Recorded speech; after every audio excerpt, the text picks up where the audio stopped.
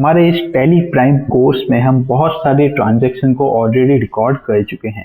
तो अब बची हुई ट्रांजैक्शन को भी हम रिकॉर्ड कर लेते हैं। तो कौन कौन सी ट्रांजैक्शन अब बच जाती हैं? तो यहाँ पे अभी बच जाती हैं ट्रांजैक्शन वो सब जिसमें हमें पेमेंट रिसीव होते हैं एंड वो जिसमें हम पेमेंट को सेंड करते हैं। तो चलिए जान लेते हैं कि कैसे हम पेमेंट रिसीव के ट्रांजैक्शन को ऐड कर सकते हैं, रिकॉर्ड कर सकते हैं अपने टैली प्राइम सॉफ्टवेयर में, एंड सेंडिंग पेमेंट के ट्रांजैक्शन को भी हम कैसे इसमें ऐड कर सकते हैं। तो चलिए वापस आ जाते हैं वाउचर पे। एंड जैसा कि आप सभी को पता ही है कि जितने भी ट्रांजैक्शन हमको रिसीव होते हैं, पेमेंट रिसीव होती है, तो वो आ जाता है हमारे रिसिप्ट ट्रांजैक्शन में। ओके, रिसिप्ट ट्रांजैक्शन वाउचर में वो सभी पेमेंट हमारी रिकॉर्ड होती हैं। रिसिप्ट ट्रांजैक्शन वाउचर में भी अलग अलग टाइप के मोड होते हैं। कौन कौन से मोड होते हैं? तो यहाँ पे आते हैं single entry and double entry transaction mode.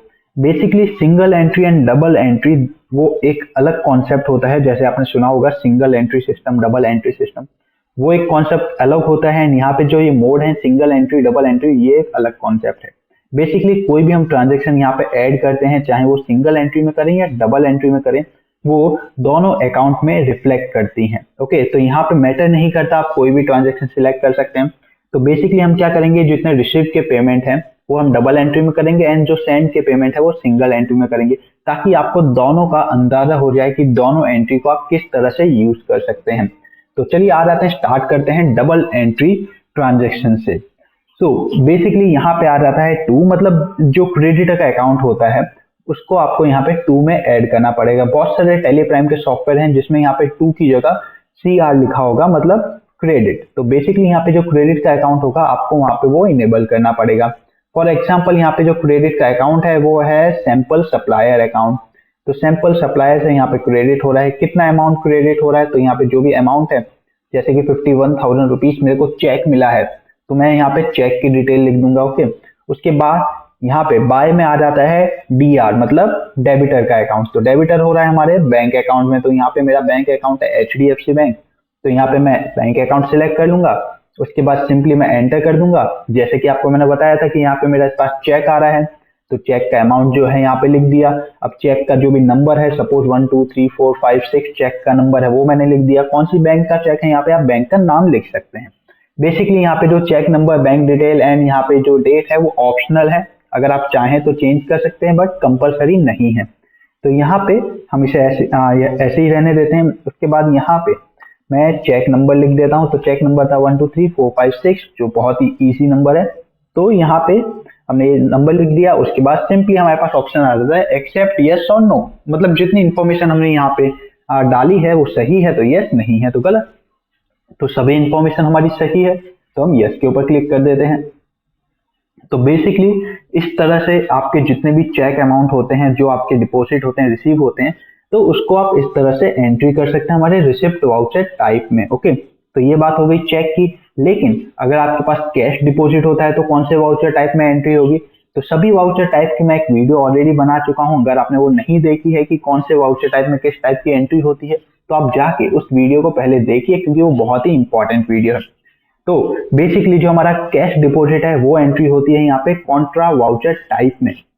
क्या आ रहा है हमारे पास? कैश आ रहा है, तो यहाँ पे कैश सिलेक्ट कर देते हैं। कितना कैश आ रहा है? तो सपोज मेरे पास 20,000 रुपए यहाँ पे कैश डिपॉजिट हुआ, एंटर कर देते हैं। एंड यहाँ पे किस अकाउंट में हुआ? तो मेरे बैंक अकाउंट में, जाहिर सी बात है कैश आ रहा है। ओके, तो यहाँ पे आप देख सकते हैं क्रेडिट में आ चुका है, डेबिट भी ऐड हो चुका है मेरे पास। सिंपली मैं एंटर कर देता हूँ। यहाँ पे मेरे पास कैश डिटेल आ चुकी है। कैश डिटेल में पूछा जाता है कि कितने के नोट हैं, तो यहाँ पे मैं लिख देता हूँ मेरे पास 20,000 आए हैं, सब 2-2 हजार रुपए के नोट हैं। एंड उसकी जो कितने नोट हैं, मेरे पास 10 नोट आए हैं 2,000 रुपए के, तो मेरे पास टोटल 20,000 अमाउंट हो गया। आप देख सकते हैं टोटल अमाउंट मेरे पास 20,000 आ चुका है। ओके, इस तरह से यहाँ पे मैंने कैश डिपॉजिट की जो एंट्री है वो भी कर दिया। एंड यहाँ पे रेफरेंस नंबर में आप जो आपका रेफरेंस होगा नरेशन में वो आप डाल सकते हैं। तो यहाँ पे मैं 1 2 3 डाल देता हूँ नरेशन में, ब्लैंक रखें तो भी कोई इश्यू नहीं है। तो यहाँ पे नरेशन डाल दिया। उसके बाद आप पूछ लेते हैं कि आपने जितनी भी एंट्री की है क्या वो सही है? तो सही है तो यस कर दीजिए, कुछ मिस्टेक है तो नो करके आप वापस से उसे चेंज कर सकते हैं। तो यहाँ पे सभी एंट्री सही है तो मैं यस कर देता हूँ। तो इस तरह से हमने क्या देखा आज की वीडियो में, हमने क्या सीखा कि चेक से आप कोई भी डिपॉजिट करते हैं तो उसका ट्रांजैक्शन कैसे रिकॉर्ड करते हैं, कैश से कोई करते हैं तो कैसे ट्रांजैक्शन रिकॉर्ड करते हैं। तो चलिए वापस से एक बार कैश एंड चेक एक और ट्रांजेक्शन हम यहाँ पे ऐड करते हैं, स्टार्ट कर देते हैं कैश से, एंड उसके बाद एक और हम देख लेते हैं हमारे चेक से जो हमने ट्रांजेक्शन रिकॉर्ड किया वो हम कैसे कर सकते हैं। उसके बाद सेंड पेमेंट का भी हम देखते हैं। तो चलिए यहाँ पे मैंने कैश अकाउंट वापस से आ जाता है एंड आप यहाँ पे देख सकते हैं जो हमारे पास अमाउंट था, जैसे मैंने 20,000 रुपीज बैंक में डिपॉजिट कर दिया तो करंट बैलेंस में से कैश का जो अमाउंट था वो खाली हो चुका है। ओके, तो इसी तरह से यहाँ पे जो भी अकाउंट है, इन्वेंट्री का जो भी अकाउंट है मैनेजिंग, वो भी टैली ऑटोमेटिकली यहाँ पे एडजस्ट करता रहता है। तो इस बार हमने डाले हैं 15,200 रुपए। ओके, एंड कैसे बैंक अकाउंट बिल्कुल यहाँ पे बाय डिफॉल्ट ले लिया, बिल्कुल सही यहाँ पे। उसके बाद अब आ जाता है कैश की बारी। अब 15,200 मेरे पास कैसे आएंगे, तो यहाँ पे सबसे पहले मेरे पास 5 नोट आएंगी। उसके बाद 1,000 की नोट हमारे यहाँ चलती ही नहीं है, तो 1,000 की 0 नोट। ओके, उसके बाद 500 की कितनी नोट आएंगी, तो 500 की मेरे पास 10 नोट आ गई, एंड 200 की मेरे पास 1 नोट आई। ओके, तो इस तरह से मैं यहाँ पे अपना 15,200 को डिवाइड कर दिया। तो जैसे आपके पास करेंसी रिसीव होती है उसके अकॉर्डिंग आप यहाँ पे अपने ऐड कर सकते हैं टैली प्राइम सॉफ्टवेयर में।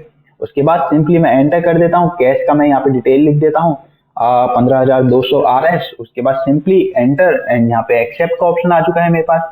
सभी डिटेल सही है तो मैं यस कर दूंगा, गलत है तो नो करके उसे चेंजेस करूंगा।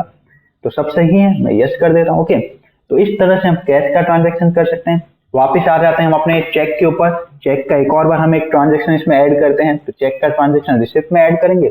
इस बार हमें चेक दे रहे हैं अमन शर्मा जी, तो अमन शर्मा जी। ओके, तो यहाँ पे जो अमाउंट है वो आ जाता है 35,000 रुपीज, एंटर। उसके बाद यहाँ पे हमारा HDFC बैंक, एंटर। उसके बाद 35,000 क्रेडिट डेबिट दोनों की एंट्री हो चुकी है, दोनों अकाउंट में रिफ्लेक्ट करने वाली है एंट्री। उसके बाद एंटर। देन यहाँ पे हमारा चेक नंबर 112233 हमारा चेक नंबर आ चुका है, हमारी डेट आ चुकी है। उसके बाद बैंक अकाउंट डिटेल नरेशन में हम चेक नंबर टाइप कर देते हैं। उसके बाद सिंपली एंटर, एक्सेप्ट, सभी डिटेल सही है तो यस कर दीजिए। कुछ चेंजेस है तो नो करके उस चेंजेस को कंप्लीट कर लीजिए। तो यहाँ पे सभी डिटेल सही है, मैं वाई प्रेस कर देता हूँ। वाई प्रेस इंडिकेट करता है हमारे यस ऑप्शन को। तो उम्मीद करता हूँ आपको पता चला हो कि पेमेंट रिसीव के जितने भी ट्रांजेक्शन है वो किस तरह से आप रिकॉर्ड कर सकते हैं। अब बात करते हैं पेमेंट सेंड का ट्रांजेक्शन। बेसिकली पेमेंट सेंड का जो ट्रांजेक्शन होता है वो रिकॉर्ड होता है पेमेंट वाउचर टाइप में। तो यहाँ पे हम पेमेंट वाउचर टाइप सिलेक्ट कर लेते हैं। पेमेंट वाउचर टाइप हमने सिलेक्ट कर लिया। अब आप देख सकते हैं कि हमारे पास सब डिटेल आ चुकी है, वापस से सेम उसी टाइप का पेज है, लेकिन जो हमारा रिसिप्ट में था, मतलब जो रिसिप्ट ट्रांजेक्शन में था उसमें क्या आ रहा था, ऊपर 2 आ रहा था, मतलब CR का अकाउंट आ रहा था, लेकिन इसमें इस ऊपर DR का अकाउंट आ रहा है, मतलब बाय का अकाउंट आ रहा है। ओके, तो इसमें आ रहा है कि पेमेंट हम किसको सेंड कर रहे हैं। तो यहाँ पे हम सेंड कर रहे हैं वर्मा जी को, वर्मा राज। यहाँ पे मैं सिलेक्ट कर लेता हूँ। ओके, कितना पेमेंट हम सेंड कर रहे हैं, तो सपोज हम 10,000 रुपए। ओके, तो यहाँ पे 10,000 हमने कर दिया है। उसके बाद यहाँ पे 2 मतलब किधर से सेंड कर रहे हैं तो वो चीज आपको सिलेक्ट कर लेनी है। तो यहाँ पे मेरा HDFC बैंक अकाउंट सिलेक्ट कर लिया। ओके, उसके बाद सिंपली एंटर। यहाँ पे जो भी चेक नंबर है, चेक नंबर आप डाल दीजिए, जो अमाउंट है वो आप डाल दीजिए। उसके बाद जो भी है इसका इंस्टॉलमेंट नंबर है वो डाल दीजिए, एंड सिंपली एंटर कर दीजिए। नरेशन में अपना डिटेल टाइप कर दीजिए, सिंपली यस। तो ये हमारा पेमेंट का डिटेल ऐड हो चुका है। बिल्कुल इस तरह से आप पेमेंट का डिटेल भी ऐड कर सकते हैं। लेकिन जैसे कि हमने बात किया था कि single entry and double entry transaction को हम जानने वाले हैं, तो डबल एंट्री का तो ये हो चुका है। अब सिंगल एंट्री भी देख लेते हैं। तो चेंज मोड में हम आ जाते हैं, अब आ जाते हैं सिंगल एंट्री के ऊपर। तो सिंगल एंट्री आ चुकी है। सिंगल एंट्री में अमाउंट कितना है, तो अमाउंट इस बार आ जाता है 10,000 रुपए। ओके सॉरी, यहाँ पे अमाउंट किस में से दे रहे हैं, चेक दे रहे हैं, कैश दे रहे हैं, तो यहाँ पे मुझे सिलेक्ट कर लेना है। तो फॉर एग्जाम्पल कैश जा रहा है, तो यहाँ पे मैं कैश सिलेक्ट कर देता हूँ। ओके, कैश अवेलेबल कितना है आप देख सकते हैं इतना। उसके बाद यहाँ पे आ जाता है पर्टिकुलर, मतलब किसको हम पे कर रहे हैं। तो यहाँ पे हम दे रहे हैं ये चेक 1 अकाउंट बुक, तो यहाँ पे फर्स्ट AC हम कर देते हैं सिलेक्ट। ओके, अब कितना अमाउंट दे रहे हैं, तो यहाँ पे सपोज 10,000 रुपीज हम अमाउंट दे रहे हैं, तो 10,000। ओके, एंड यहाँ पे जो करंट बैलेंस है देख लीजिए, जैसे मैंने अमाउंट डाला तो ऑटोमेटिक इंक्रीज हो चुका है, यहाँ पे डिक्रीज हो चुका है। एंड इस तरह से यहाँ पे ये एंट्री आप कर सकते हैं। तो इसका जो भी नरेशन है वो आप टाइप कर दीजिए, सिंपली एक्सेप्ट यस। अब बैंक में से आपको पेमेंट करना है, तो यहाँ पे आपको HDFC बैंक सिलेक्ट करना पड़ेगा। कितना पे कर रहे हैं, 25। ओके, यहाँ पे सॉरी किसको पे कर रहे हैं वो आपको यहाँ पे सिलेक्ट कर लेना है। तो सपोज हम सेकंड अकाउंट को पे कर रहे हैं, सेकंड अकाउंट हमारा कोई भी एक मेंबर है, सप्लायर है, कोई भी हो सकता है, उसे हम पे कर रहे हैं। कितना पे कर रहे हैं, तो 25,000 रुपीज हम पे कर रहे हैं। तो यहाँ पे हमने पे कर दिया। अब देख सकते हैं अकाउंट में से वो माइनस हो चुका है। ओके, उसके बाद यहाँ पे सिंपली एंटर एंड उसमें ऐड हो जाएगा। ओके, एंड यहाँ पे आप देख सकते हैं कि इनका जो करंट बैलेंस है वो भी ऑटोमेटिक चेंज होता है। सपोज यहाँ पे 25 की जगह मैं 1000 कर देता हूँ, तो आप देख सकते हैं यहाँ पे टोटल अमाउंट है वो माइनस हो गया। एंड यहाँ पे अगर मैं 0 करता हूँ तो आपको जो ओरिजिनल उनका अमाउंट है वो दिख जाता है कि करंट बैलेंस उनके अकाउंट में हमने कितना अभी तक ट्रांजेक्शन किया है। ओके, उसी तरह से अब आगे हम कितना करने वाले हैं, सपोज मैं 1000 यहाँ पे टाइप करता हूँ, तो आप देख सकते हैं इधर 1000 रुपीज प्लस हो जाएगा। ओके, एंड इसी तरह से यहाँ पे जो हमारा मेन ट्रांजेक्शन था 20,000 रुपए का, तो 20,000 हमने डाल दिया तो 20,000 रुपीज इधर प्लस हो गया एंड हमारे जो मेन अकाउंट है उसमें से डेबिट हो गया। ओके, तो इस तरह से हम कर सकते हैं अपने ट्रांजेक्शन ऐड। सेंड पेमेंट का भी ट्रांजेक्शन इस तरह से ऐड कर सकते हैं, रिसीव का भी कर सकते हैं, चाहे वो सिंगल एंट्री हो या डबल एंट्री हो। बहुत ही आसान तरीका है, आप आराम से इसे ट्रांजेक्शन को ऐड कर सकते हैं। Single entry double entry basically कुछ नहीं है, बस इसका इंटरफेस चेंज होता है एंड आप जिस इंटरफेस में कंफर्टेबल हो आप उस इंटरफेस में काम कर सकते हैं। दोनों में सेम ही चीज होती है, सेम स्टेप ही फॉलो होते हैं एंड जितनी भी एंट्री आप करते हैं वो दोनों अकाउंट में रिफ्लेक्ट करती हैं। तो आपको टेंशन लेने की कोई जरूरत नहीं है कि यहाँ पे कुछ और होगा वहां पे कुछ और होगा, ऐसा कुछ नहीं है। दोनों सेम प्रोसेस है, दोनों ही अकाउंट में आपकी एंट्री सब रिफ्लेक्ट करेंगी, चाहे वो सिंगल एंट्री में हो या डबल एंट्री में हो। तो चलिए अब मिलते हैं हमारी अगली क्लास में।